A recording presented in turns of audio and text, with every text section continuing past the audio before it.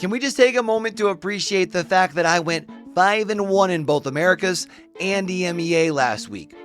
Pacific definitely kicked my butt, but we still ended up with a solid week as a whole.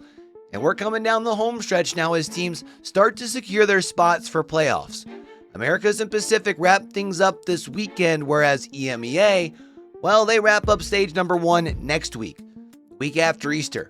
We're going to do our usual stuff this week, but for Americas and Pacific, we're going to do things just a little bit different. We're going to go over scenarios as far as seeding for playoffs, which honestly is more crazy in Pacific than anything. Well, Group Omega in particular. But we'll go over all of it. If it's your first time through, what it do, I'm your boy Q, and we go over weekly VCT action as well as do pickems for the upcoming week. So if that's your thing, let's go ahead and get down and do what it do.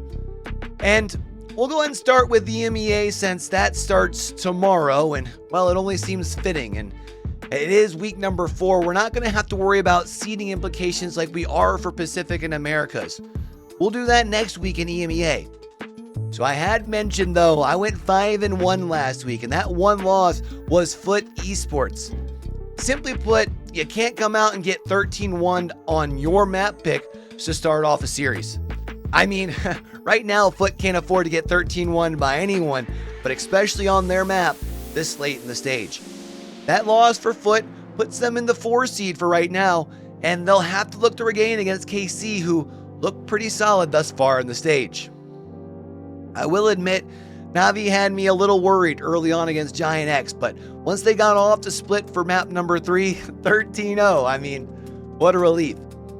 Meanwhile, BBL, Team Heretics, Fnatic, and Carmine Corp all walk away with sweeps, finishing me out at 5-1 in the region for week number 3. 13-5 through stage 1 in EMEA as well, and this next week is going to make or break my pickems for the stage.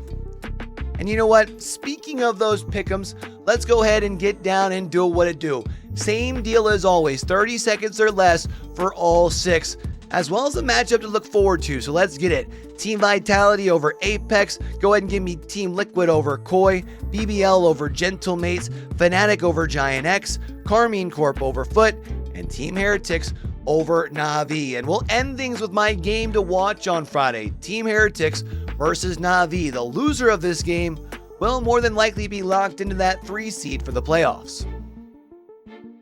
Now, as far as Americas is concerned, I'm kind of slightly shocked, I'm not going to lie.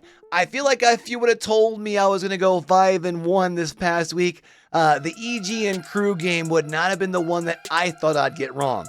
And if you would have told me that EG did beat Crew, I probably would have assumed it was because Ye returned to El Diablo form, but really, EG won in spite of Ye's performance, which makes me wonder if EG could literally be the perfect 4 seed in Group Alpha. I mean, 100 Thieves, G2, Cloud9, Sentinels, and MIBR all also picked up dubs, putting me at 5-1 on the week. 17-7 thus far through stage 1 in Americas, and I'm feeling decent about it, not gonna lie. This last week I feel like should play out just about how most of us are expecting, you know what I mean? I feel like 4-2 is attainable. That'd put me at 21-9, wouldn't be a bad place to finish on the split for the region, you know what I mean? Or I guess the stage for the region, but you get what I'm saying. But let's go ahead and get down into it. Y'all know the dealio, gotta beat the clock. So let's go ahead and get down and do what it do. Give me G2 Esports over Cloud9, MIBR over Furious, Sentinels over 2Game Esports, Crew over 100 Thieves, EG over Loud, and Leviathan over NRG. And that Crew versus 100 Thieves game has to be the match to watch. The battle for that number 1 spot in Group Alpha.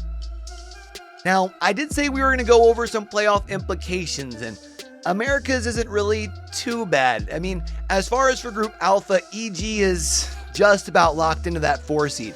They'd need Sen to beat 2Game Esports, and 100 Thieves would need to beat Crew, and then EG would also need to beat Loud. Otherwise, they're locked into that 4 seed pretty much as it is. Meanwhile, when we talk about the 1 seed though, Crew pretty well gets to control their destiny. They win, they're into that number 1 spot. For Sentinels, they do need to beat 2Game Esports, and they would need 100 Thieves to beat Crew. And for 100 Thieves to finish the top Group Alpha, they need to both beat Crew and watch 2-game Esports beat Sentinels as well. Meanwhile, over in Group Alpha, the winner of Leviathan versus NRG gets that 4 seed. Cloud9 needs to beat G2 this week for that number 1 spot, but that also requires them having a higher map differential if both them and MIBR win. Now, MIBR has the longest shot at getting that number 1 spot. They need all of the cards to fall in their way, basically. They need to not only beat Furia, they have to have Cloud9 beat G2 while having a better map differential than both Cloud9 and G2. And then, as far as Pacific is concerned, can we just skip talking about last week and just move forward? No? All right, fine. Gen G and PRX were the only picks that I got right last week. Boom Esports locks in the number 1 spot in Alpha with a dub over DRX. RRQ upsets T1. And looking good while doing it, if I can say so myself. Both Talon and Team Secret walked away with dubs too, so 15-9, my toughest region between the 3, and it's not necessarily close. But hey, I mean, still positive. Still puts me at 12-6 in the week as well, which is about on par thus far for the stage. So let's go ahead and get into our pickems here, and let's go ahead and race the clock, baby. Let's go ahead and get it. Give me PRX over Global Esports, T1 over Talon, DRX over Gen G. Go ahead and give me Zeta Division over Nongshim Red Force, Boom Esports over DFM, and give me RRQ over Team Secret. Match to watch should be pretty easy to see here. It's DRX over Gen G for that number 2 seed in Group Alpha play. With the perceived strength of schedule in Group Omega, the difference between 2nd and 3rd is quite a big difference when it comes to that playoff matchup. And speaking of playoffs, Group Alpha is pretty well cut and dry. The winner of Global Esports and PRX gets the 4 seed. Winner of DRX and Gen G gets the 2 seed. And Boom is already locked in that number 1 spot.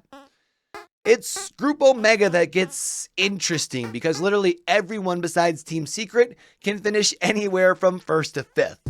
I am going to go over at least teams' most likely probabilities, but up on your screen, I'll make sure to have everything as far as for inquiring minds. All right. Now, as far as for RRQ, they do control their destiny.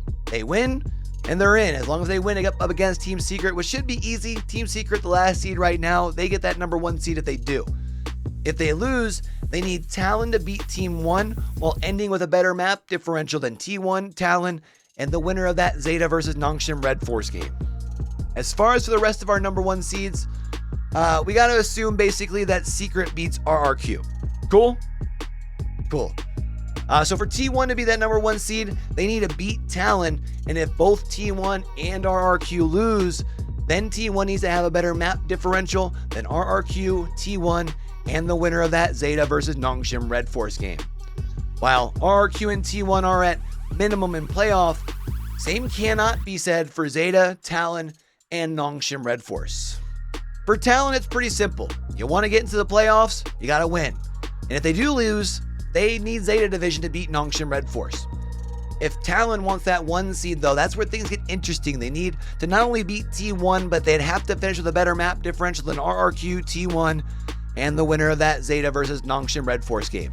For Zeta Division, though, they also get it in with a win, and to get that number 1 seed, they need to beat Nongshim Red Force, have Talon win, and Team Secret win, and then end up with a better map differential than RRQ, T1, and Talon. If T1 beats Talon and Zeta Division beats Nongshim Red Force, then Zeta is guaranteed the top half of the bracket at minimum.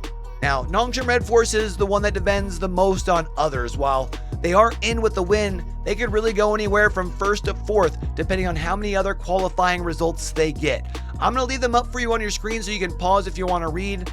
But if we're being honest, they're probably going to end up in that 4th spot. So there you go. One last week for Americas and Pacific before playoffs. 2 more weeks before EMEA gets to playoffs. And I am sorry that this is out a little bit later this week than other weeks. Busy weekend last week casting wise, and expect the same this coming week as I am out of town for the Great Lakes CRL Championship this weekend. So probably won't be getting home until Monday, which means this probably ain't going to be going up till Tuesday, kind of like this week. But if you enjoyed the vibe and you look below and you see the subscribe button has been pressed, smack that thing up. Stay up to date with multiple esports titles, especially as we're heading into the summer, which also means we should be able to do more watch parties potentially moving forward as well. And until we do get to catch y'all back here for the next one, don't forget, with everything crazy going on in the world today, be true, be you, be sincere, game hard and love hard, all right, y'all? It's your boy Q, signing out.